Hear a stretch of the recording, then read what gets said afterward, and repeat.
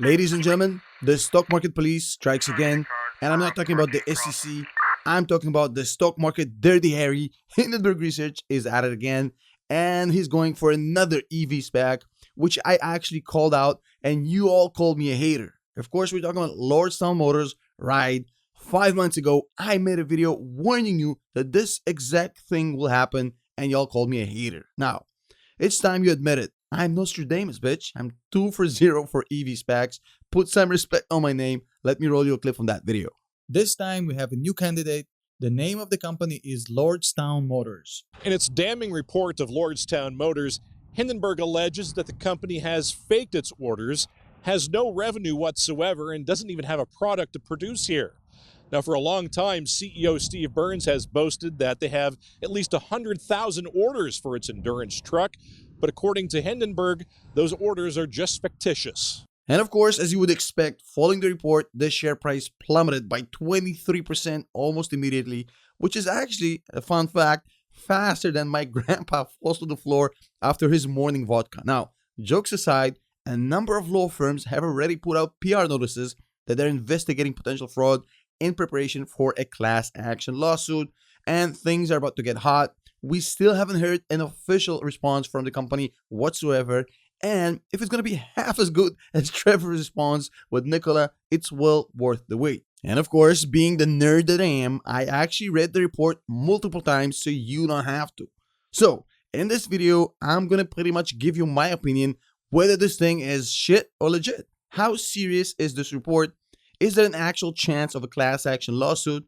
And is there a chance of actual DOJ criminal charges against the company or any of its officers? And essentially, is anybody going to prison? And before we dive into this cesspool, let me explain something to you. I don't give a shit what happens with this company. I couldn't give less fucks about it. It can go up, it can go down. Never owned any position in it, long or short. I just don't care. I have no affiliation with this company, no interest. It's just me being an objective guy sharing my opinion. That is it.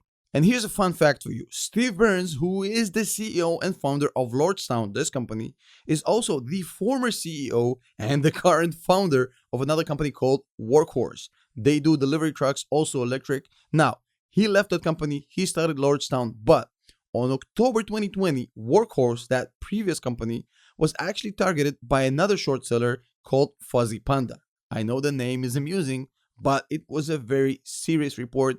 And only now, in March, we're talking 5 months later, Workhorse is actually getting sued. 4 days ago, a class action lawsuit was actually filed against Workhorse. So this only goes to show you that the span of time that goes between these reports and actual lawsuit may take a few months. So it's not going to be daily updates about what's going on here. It's going to take a while. So brace for it. It's a marathon. Now, there's a lot of verbiage in that report. There's a lot to unpack. I essentially divided the report into 2 categories. 5 claims that are more tabloidy, funny, amusing, and somewhat ridiculous, but are not really inducive of a class action lawsuit or a DOJ investigation. And 5 claims that can really serve as the grounds and basis for an actual lawsuit as far as the class action lawsuit or even a criminal investigation by the DOJ. So let's start with the first category, the first 5 claims, which are not really inducive of a lawsuit or an investigation, in my opinion. Claim number 1 is that Steve Burns was actually fired from Workhorse, he didn't quit, and that he's a bona fide BS artist. Now think about this claim for a second. Even if it's true, and I'm not saying it's true, let's assume this claim is true. Does it actually have any merit as far as a class action lawsuit?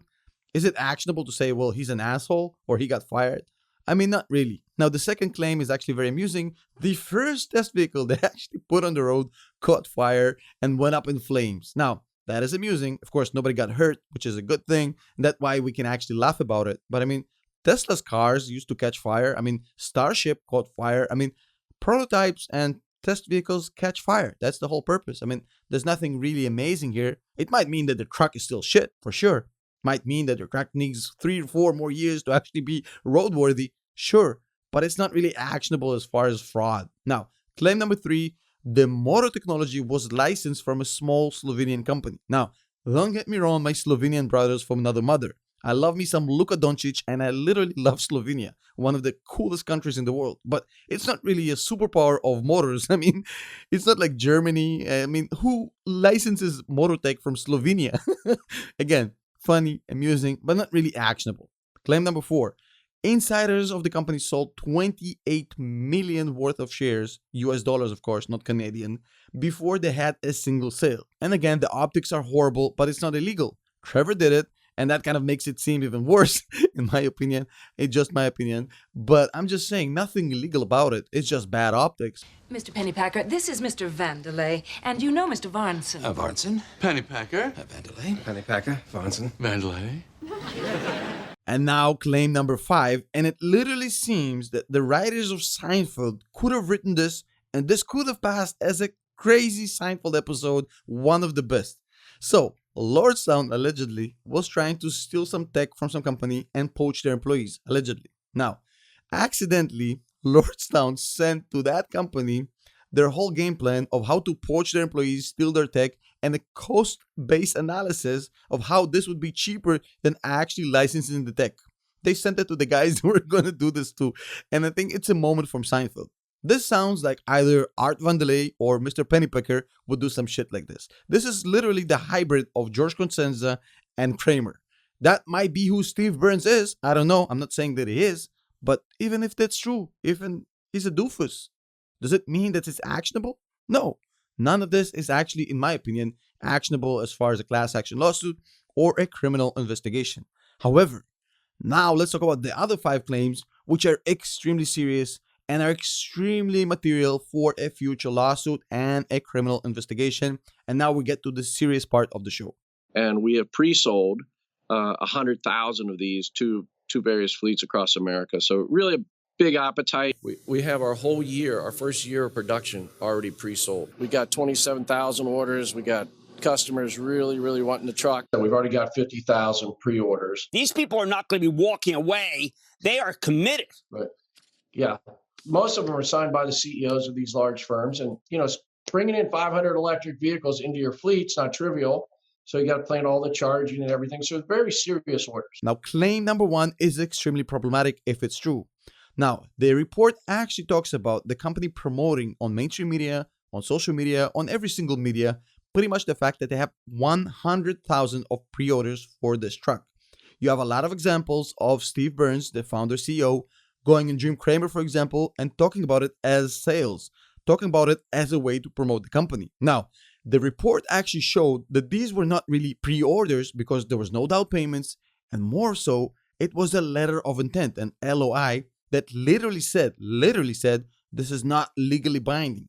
Essentially, no down payment and no legal binding to the letter, meaning that I can come out and generate 500,000 pre-orders right now in this matter, and I might go public, who knows? Would you invest in me? But the thing here is that people were represented that these were sales, allegedly, right? Burns went on TV and basically said, well, we already pre-sold 100,000, allegedly. And I'll explain in a second why, if this is true, this is literally a textbook example of a Rule 10b violation of the SEC Act. Hold on a second, there's more. Now, the other claim here is that some of these pre-orders were made by companies that literally have no office, virtual offices, or some company that has a residential address. And some of them actually said, hey, we were never customers of this company when they got approached to, allegedly. Not saying that this is true, I'm just saying allegedly. Don't sue me. I'm just saying that this is what they're claiming, right?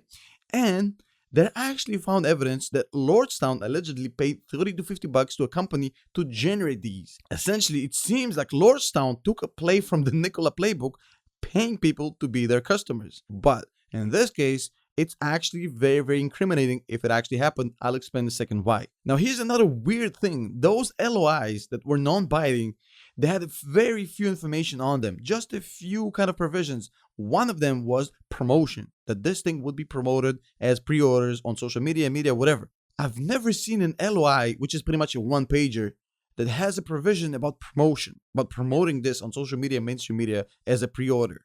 I've never seen this, but these LOIs have a provision distinctively talking about the fact that both parties will promote this on social media and mainstream media, which is insane to me. Now, claim number 4 is that the timetables they presented, they being Lordstown, on social media, on mainstream media, as far as the first vehicle and whatnot, are much further ahead. Now, here you might say, well, a lot of companies boast about delivery times and, timetables, and they all kind of, miss their deadlines, which is true. But here's the thing. If you missed your deadline by 6 months, by a year and a half, so be it. I mean, it's not a good look. It's not illegal. But if you knew in advance that you are 4 years ahead or behind, whatever you want to look at it, depends on which side you're looking at, right? And you present to your clients, well, next year we're going to hit the roads, you actually might be breaking the law. Hold on a second. Claim number 5, last claim. Hold on tight. Vertically integrated. You remember that from Nikola? We're vertically integrated. So there were claims allegedly made from the company that they're going to be doing their own batteries in-house. However, the report alleges that the battery was third party. Now that means more costs, more issues as far as complexity of logistics, a lot of things that should have been communicated to the investors. Now, I'm not saying that this is the most crucial thing here, but I think it's enough to actually be one of those 5 pillars of a possible future lawsuit. I think it's really reinforcing to the fact that the company was really not straightforward, allegedly, with its investors. It's definitely in the second category, not the first, but as a supplement. Now, here's the thing. Why do I think that these 5s belong in the potential basis for a class action lawsuit or a DOJ investigation? According to Rule 10B of the SEC Act, any misleading statement or omission meaning that you didn't say what you should have said as a reasonable CEO or representative, right, of a material item about the company, it's a violation of Rule 10B of the SEC Act, meaning that if there was information that you didn't disclose, or you lied about, or you misled about, that was material to any potential investor's decisions whether to purchase, sell, or keep the stock. Essentially, if the investor knew otherwise, he would have taken a different decision, and that investor actually suffered the loss because of that. That's actionable as far as a class action lawsuit or a DOJ investigation for potential criminal charges. Now, again, I'm not a lawyer. This is not legal advice. And I'm sure there's going to be a lot of lawyers in the comment section giving you more information. In fact, I welcome that. Again, huge shout out to our channel members, our patrons. Thank you so much for your ongoing support. We'll see you guys in the next video.